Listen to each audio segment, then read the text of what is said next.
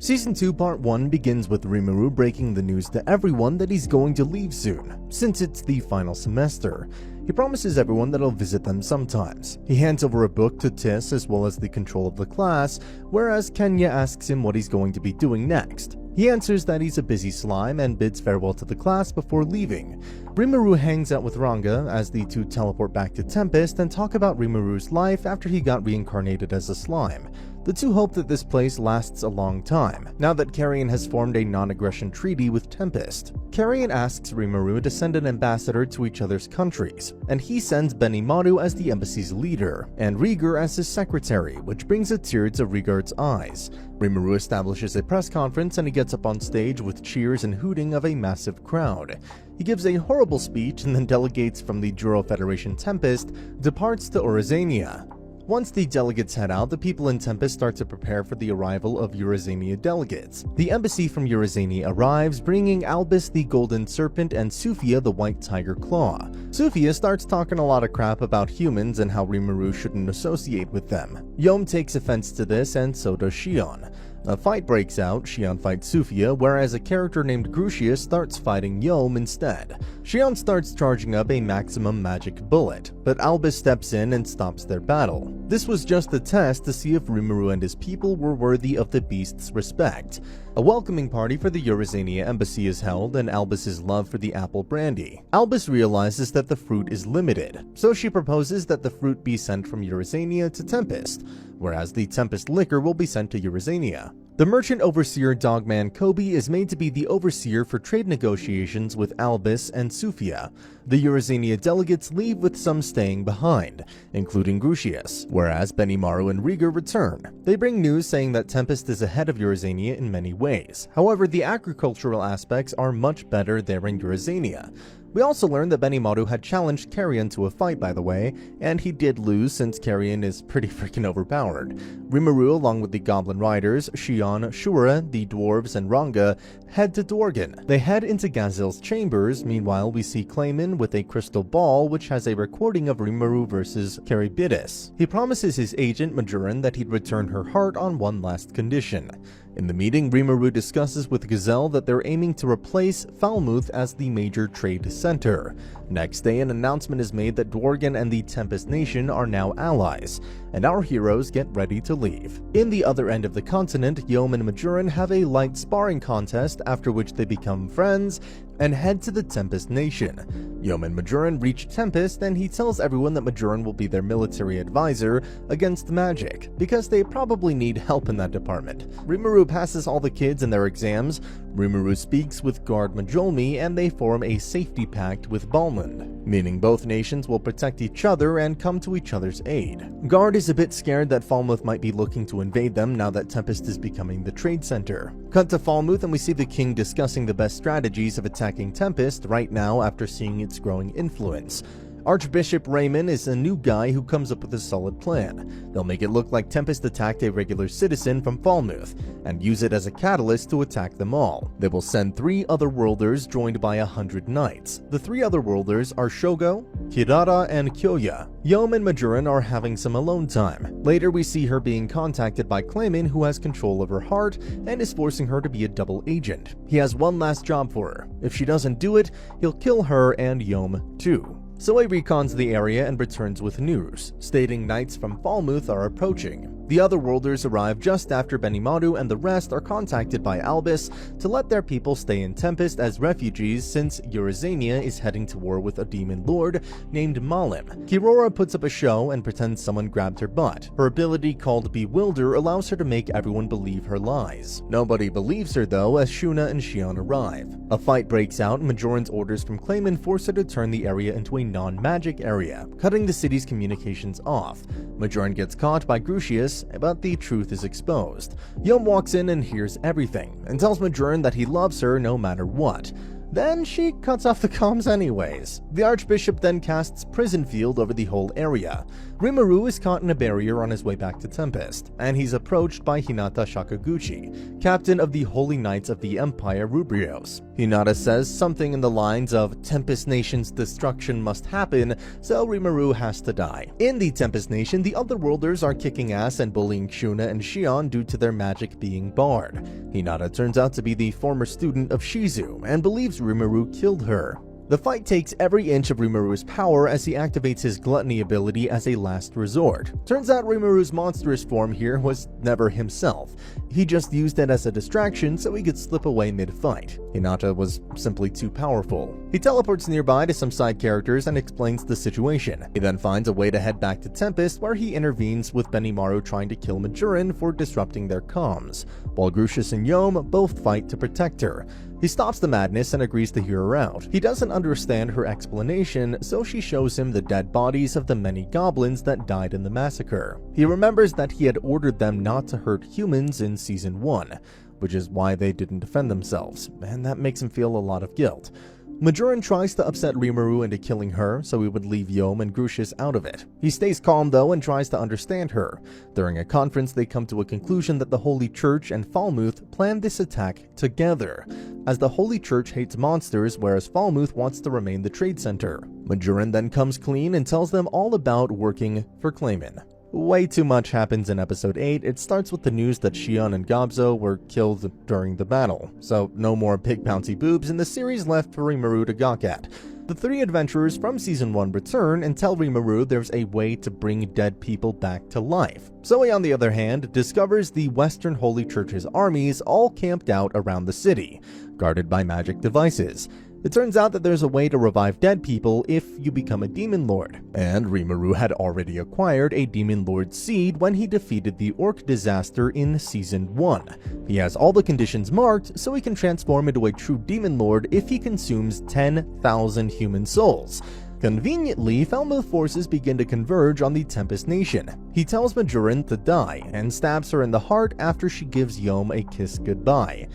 It turns out he didn't kill her, just destroyed her heart and gave her an artificial heart of his own creation to rid her of Clayman's influence. Not to mention he's about to kill the entire Falmouth forces, including the king. So Yom is up for promotion as the new king of Falmouth.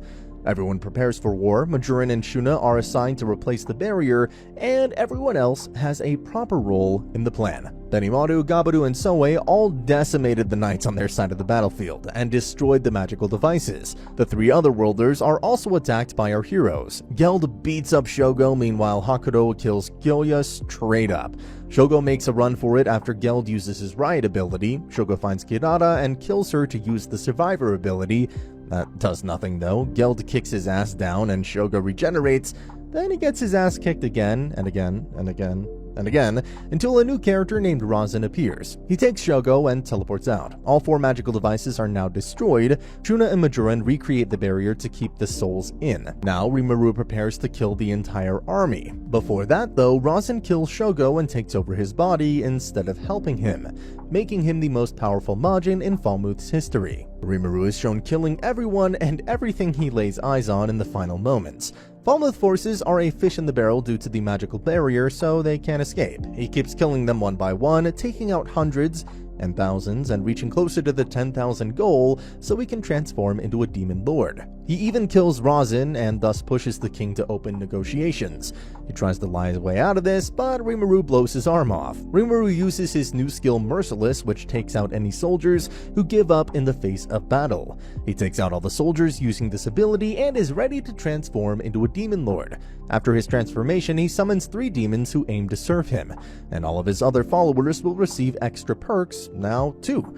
They take the king, archbishop, and all other followers into custody, and Rimuru transforms from a slime into a demon slime.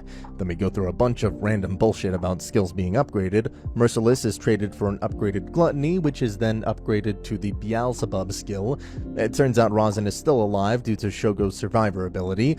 Razin then gets bullied by Black, one of Rimuru's new demons, until he passes out. Rimuru's transformation completes, and he uses the magic kill's energies to resurrect everyone around him.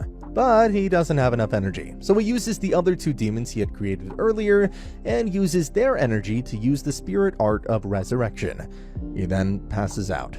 Rimuru regains consciousness in Shion's arms, with her boobs resting on top of his jello head. His followers had all evolved into more powerful beings, along with his great sage ability, which transformed into an ability named Raphael. Cut to Malim in Eurazania, as Carrion decides to take her on alone, while everyone else retreats. However, Demon Lord Frey jumps in and grabs Carrion from the back, and slits his throat, killing him. Eurazania is entirely wiped out, but the citizens are brought to safety in Tempest. It turns out Frey was seen flying back to Clayman's domain after the fight had occurred. After the meeting, Black requests Rimuru to allow Black to serve him. Rimuru agrees to this and gives him the name Diablo, increasing his power level by a lot. Now, Rimuru has a few things on his mind, a few concerns, if you will. The inevitable showdown with Clayman is coming up, the aftermath of battling Falmouth and the king who's captured at the moment, as well as the Western Holy Church and Hinata Sakaguchi who are still after them. However, Raphael chimes in and tells Rimuru that everything's going to be fine, because Valdora is almost free. Raphael uses his soul energy to create a body double for Valdora's soul to inhabit, which turns him into a blonde Chad guy with red tattoos on his face. This is where Part 1 ends and Part 2 begins. Rimuru and Valdora arrive at the Jura Tempest Federation after Valdora's gotten his new body. Rimuru introduces Valdora to everyone, but no one believes it's him. Trainee arrives and shows respect to her lord Valdora. The citizens then celebrate their lord's arrival, while Rimuru explains to Benimaru and Rigurd how he freed Valdora and why he kept this secret. Shion turns into a better cook than ever before due to her new ultimate skill. After celebrating is over with, Rimuru talks to the Beast Keepers where they plan to save Carrion and defeat Demon Lord Clayman. During the meeting, the Dwarf King Gazel Dwargo arrives and tells them that the kingdom of Farmanis will attack them, so he came in with reinforcements. Rimuru explains that he's already taken care of it, but Errol Grimwald, Archduke of the Sorcerer's Dynasty Sarian, arrives and attacks Rimuru. Erin arrives and stops him, apologizing for her father's actions. Now they're all part of this big meeting. We get a glimpse into the inner sanctum of the Holy Empire Ruberios. A man named Laplace is confronted by a vampire in priest robes. He gets torn to shreds by the vampire's red beam attack. In the next scene, Laplace is completely fine and holding an audience with Yuki Kagorizaka, the Free Guild's Grandmaster. Yuki notifies him that the transfer of the Alliance's president's soul into a homunculus is complete, and points Laplace to an elf woman named Kigali. Laplace laughs at the current form of the president when comparing it to her prior appearance, as he welcomes the president Kazarim back. He tells Yuki of the vampire attack in the inner sanctum that he faced, and Kigali realizes it's the demon lord Valentine, who also goes by the name Blood Tyrant. They decide to hold Walpurgis of the Demon Lords, since they had the required amount of Demon Lords in Clayman, Milim, and Frey. Meanwhile, in Tempest, meetings between the monsters and foreign leaders takes place. Everyone is shocked at the sight of Eldora, and Fuse faints out of pure shock. Gazelle and Erald request a private conversation with Rimuru, where Rimuru explains all the events leading up to the current moment. Erald promises friendly relations with Tempest while they create a fake story to tell the public regarding Falmouth's army's disappearance. Fuse is shocked again when he hears Rimuru fought Hinata Sakaguchi, and he wonders who sold him out to Hinata. He thinks of all the people who know his history with Shizu, and only Yuki comes to mind. Raphael confirms his suspicions that it was indeed Yuki. Rimuru and the rest of the people are still in the meeting. Rimuru shares his plans to back Yom as the new king of Falmouth. Gazelle tests him with a series of questions to see if he has what it takes to rule a kingdom, and Yom answers everything truthfully to the best of his abilities. Gazelle appreciates the young, aspiring king and likes his answers. Meanwhile, Erald begins to respect Rimuru as a man of honor after he hears Rimuru say that all he wants is a world that is truly consumed by peace, with no sadness, only prosperity, love, and smiles. Now united, Rimuru and his allies look forward to their biggest enemy, Clayman, who is currently preparing for the Walpurgis, the meeting of all the Demon Lords. As the meeting concludes, Ramiris enters with an ominous warning regarding the fate of the Tempest Nation. Ramiris warns the united leaders that she's been summoned to the Walpurgis. Shion, on the other hand, has been working her way around the prisoners through torture. And it works because she finds some genuinely critical information. She finds that the Western Holy Church plans to attack them in the name of God. Rimuru orders Diablo to help several of the leaders in escorting the prisoners back to their homeland, and to also make sure regarding the security matters there. The scout sightings come with a report that an army of 30,000 soldiers is approaching Tempest. Rimuru decides that their targets are the remaining Eurazanian refugees, who Clayman intends to kill in order to become a true demon lord. Although that doesn't matter because they're unable to stop the approaching attack. The talk is still on in Tempest, with all these species supporting Rimuru's decision to throw Clayman off. Raphael and Rimuru devise a plan to teleport the entire army and cut off Clayman's attack. However, Rimuru wants to end it before that is necessary, so Rimuru decides to attend the Walpurgis himself. Meanwhile, Diablo and Shion go against each other to see who's better to accompany Rimuru, but come to quick agreement over their respect for Rimuru. Rimuru decides to bring Shion and Ranga with him to the Walpurgis, while Ramiris takes Beretta and Trainee with her. Later, Rimuru and Raphael come up with a plan to teleport the Eurazanian citizens. He teleports them to Geld, who has created a safe place for the refugees to live in just the span of one night. Now, with the Eurazanian citizens in Tempest, the only thing to worry about was Clayman and his armies, who will take Rimuru's allied forces of 20,000 in open combat. It's time for no mercy. Now, Benimaru and the 20,000 travel to Eurazania to fight Clayman's army. Erald returned to Sarion, Gazelle returned to Dwargan, and Yom and Majoran headed to Falmuth with Diablo beside them. The remaining of our crew prepared for the Walpurgis. Meanwhile, Clayman uses Frey to make Milim wear a necklace, with which he uses a spell named Demon Marionette, which gives her complete control over Milim's actions. He now has the ultimate Demon Lord puppet that he can fully control. The pre-Walpurgis banquet begins with Demon Lord Platinum Saber, aka Leon Cronwell's arrival into the chamber of old friend Guy Crimson. They discuss their plans over Clayman and Rimuru, one of 4 true dragons. The white ice dragon Velzard makes her first appearance due to the news and fact that her brother, the storm dragon Valdora, has awakened, and Rimuru has a link to him for breaking his seal. Leon leaves, but Guy makes sure to ask Velzard if she would accompany her to Walpurgis. She declines, stating that she's not interested in it. It all adds up with the connection, which makes Walpurgis all the more interesting for the higher demon lords. The stage is set for the moment that will be defining this series unlike anything else. Rimuru continues with preparations for Walpurgis, including pouring the soul of Trainee into a doll made out of the driest tree. This evolves Trainee into a driest doll dryad, which grants her full freedom to go anywhere she wants, and will also allow her to accompany Ramiris without any concerns. Benimaru acquires the skill Born Leader, which lets him read the enemy's movements efficiently. He also comes up with a plan to destroy Clayman's castle, which is believed to be behind the fog. Hokoro and Soe are meant to go, but Shuna insists on joining them. Though hesitant, Rimuru agrees to let her join them, as this is the perfect window to strike, and also the best opportunity to find Demon Lord Carrion and rescue him.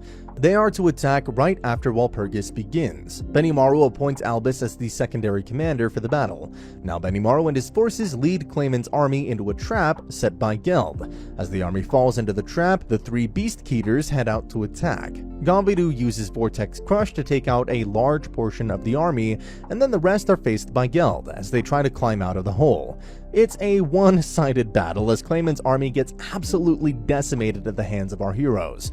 Benimaru orders Albus, Sophia, and Fobio to bring them the head of their enemy's leader. Fabio takes the fight directly to Footman and Tear. Geld joins him and the two fight, whereas Albus has located Yamaza of the 5 Fingers, but he deceives her with a surprise attack. However, Gobita and the Goblin Riders arrive to help Albus out, but they quickly realize that Albus can take them on her own, and they leave her to decimate her opponent. Hermes is throwing hands against Gabiru, who is proving to be a tough opponent for the Dragon Faithful. Meanwhile, Sophia is not having the best of luck against head priest Midray himself. She's having trouble keeping up with his speed and strength. Gabiru, on the other hand, defeats Hermes and has him at the tip of his trident. Midray then takes on both Gabiru and Sophia at the same time. Albus, on the other hand, is showing Yamza what true pain tastes like, until he receives his trump card, a shadow clone. It turns out though, Albus is still confident that it's a shitty trump card, and it turns out that it's actually quite bad because she pulls out her beast form and rips the Dragon Faithful to shreds, and disintegrates Yamza's doppelganger and puts him on his knees by breaking his limbs. He obviously surrenders. What else can you do in a situation like that? However, Clayman feeds him an orb as a puppet master, which turns him into a bloated monster known as Charybdis. Midway stops fighting Gabadu and Sufia at the site of Charybdis, and they team up to repel the monster's fury. Albus stays to fight, but Benimaru arrives to the scene and launches a full frontal assault by using Vanish Hell Flare. He destroys the monster in one hit, completely disintegrating it into non-existence. Benimaru is almost about to attack Midway and Hermes as well as the Dragon Faithful, but he's stopped by Gabadu and Sufia, who tell him they're the servants of Lady Milim. On the other end of the battle, Gelt and Fabio are being bullied by Footman and Tyr, until the two Clayman supporters escape by teleporting away. The two lay on the ground, happy they survived and swearing they'll win next time. In Tempest, Rimuru, Shion, and Ranga are preparing for the Walpurgis with the help of Shuna. Shuna then takes her leave and teleports away from them so she can aid with the attack on Clayman's castle. Rimuru is briefed about who will be at the Walpurgis as Veldora talks about how he has no interest in attending such events. He recalls all the demon lords he's fought, as well as the demon lords he remembers, flaunting his strength. During their conversation, a demon with the same presence as Diablo enters the scene. She's a woman named Misery, who was ordered by Demon Lord Guy Crimson to bring Rimuru to him. A portal opens up and all 6 of the heroes enter through it, leaving Veldora behind. In Eurazania, Soe, Hakoru, and Shuna are looking for Clayman's castle within the fog. They fall into a trap and a swarm of skeleton soldiers spawn around them. It is led by Adelman, the index finger of Clayman, also known as the White King. He orders them to leave or submit their lives to him. They realize they have no escape other than to defeat Adelman. So Hakoru attacks Adelman but is met by an undead swordsman. Soe tries to launch a surprise attack on the White King but is delayed by an undead dragon, known as the Death Dragon. Soe uses his Mystic Thread Strike to tear the dragon to pieces, but it just resurrects back into its regular form. It seems that the dragon and the army's soul is inside Adelman, so Shuna decides to take him all on her own, while the two warriors keep the attackers at bay. She's attacked by the skeletal soldiers, but repels them with Alignment Field. A 1 versus 1 battle between Adelman and Shuna begins. Magical strikes are thrown left and right, attacks are repelled and pushed back, counterattacks are thrown. However, Shuna quickly overpowers the White Knight and uses Overdrive, and decimates him entirely. The trio now has its eyes on Clayman's castle, but it turns out Adelman is still alive and swears his complete allegiance to Princess Shuna, who had proven herself as a champion of magic, who later makes them realize Rimuru is who they should be worshipping. Adelman takes them to Clayman's castle. Rimuru arrives at the scene where Walpurgis is about to begin. He takes a seat and starts seeing the demon lords arrive to the scene. Guy Crimson is already there in a chair. The giant race demon lord Daggerel enters, followed by demon lord Valentine the vampire, as well as a yawning young man who turns out to be the demon lord Dino. Ramarise and Dino start arguing, but it seems they're happy to see each other after a while. Demon Lord Frey also joins the scene with a lion-headed harpy with her, which Raphael suspects to be Carrion. Leon stands behind Rimuru and they both have a heated conversation about Shizu. Milim enters the scene along with Clayman accompanying her. He hits Milim in front of everyone and this shocks everyone at the Walpurgis. The two have a seat and the Walpurgis begins. At the Walpurgis, Clayman tries to portray Rimuru as an evil, conniving little brat whose entire goal is to wreak havoc and create chaos. He talks about how Carrion planned to destroy things with the help of Rimuru and lured him into doing all of this, as well as destroying the armies of Falmuth. He also mentions how Milim defeated Carrion to save Clayman because she loved him so much. He then says that Rimuru is a lowly magic-born, playing a part of a demon lord. However, he messes up by saying that Majorin was killed by Rimuru, which was Rimuru's plan all along. Rimuru shows them proof of Majorin's safety as well as Yamza's transformation into Charybdis at Clayman's control. Clayman tries to convince the whole Walpurgis that Rimuru is a liar, but no one seems to be believing any of what Clayman is spouting. Rimuru gets up and gives a speech about peace and all that good shit, and then he declares Clayman as his enemy. He challenges Clayman to a battle, and the Demon Lords agree they'll purge Clayman if Rimuru wins. Clayman agrees to the battle, but in his stead, he sends a mind-controlled Milim forward. Rimuru had already planned to break Milim out of Clayman's mind control, so he would do it through a tough fight now. Clayman spawns 3 demon beasts, a man in black robe, Milim, to fight alongside him, quickly outnumbering Rimuru, Ranga, and Shion. Rimuru fights Milim, meanwhile Shion takes on the robed figure and Clayman. Ranga takes on all 3 of the demon beasts using his doppelgangers. However, this seems to not be enough, as our 4 heroes are fighting for their lives. Beretta jumps into battle to aid Rimuru, and he helps Shion repel the robed android's attacks. However, Milim quickly overpowers Rimuru and lands a killing blow. But at the very last second, Veldora jumps in and takes the hit for him. As it turns out, he's seemingly unfazed by the heavy hit. Rimuru orders Veldora to spar with Milim after talking about her being controlled, and heads back to Ranga. He sees that the beasts on the side of Clayman have curses on them, where they have been mind-controlled. Rimuru frees the beasts of their curse. On the other side of the arena, Beretta has managed to take the android completely apart. Veldora, on the other hand, is just using Street Fighter II moves on Milim to simply play with her, along with a Kamehameha. Honestly, one of the best scenes I think I've ever seen in an anime. This shit was hilarious. Shion and Clayman still fight as Clayman is doing everything in his power to beat her, but she's just too strong for him. Or rather, he's too weak. Clayman turns into his beast form, but he's still too weak for Rimuru and Veldora, and Milim reveals that she was never in his control anyways, and that she was just playing Clayman like a fiddle. Shion carves through Clayman like butter, and they're teleported back to the Walpurgis. Carrion is alright and safe. Rimuru and Carrion shake hands as the peace between Tempest and Eurazania is now written in stone. However, just as things seem to be over, Clayman finally begins to awake as a true demon lord. Rimuru says he will defeat Clayman all on his own. Clayman launches a ball of dark energy at Rimuru, but Rimuru uses Beelzebub and digests it, using it to create a barrier to trap them both inside. Now they must fight to the death. After getting a heavy beating by Rimuru, Clayman tries to crawl away screaming and crying, yelling for help. Rimuru uses Beelzebub, draining Clayman of all of his energy until there's nothing left. Rimuru is recognized as a true demon lord at the Walpurgis. Milim is made the demon lord in charge of Eurazania, whereas Carrion simply lives off as the king of the Beast Kingdom instead. Rimuru decides a new name for the Demon Council, which he names the 8-Star Demon Lord's Octagram. Elsewhere in Ruberios, Laplace is getting chased by Hinata, who thinks that the lack of the Demon Lord's absence means a lack of security. Roy returns from the Walpurgis, who is confronted by Laplace. Roy tells him that Clayman is dead, after which Laplace tears his heart out after hearing of his friend's doomed fate.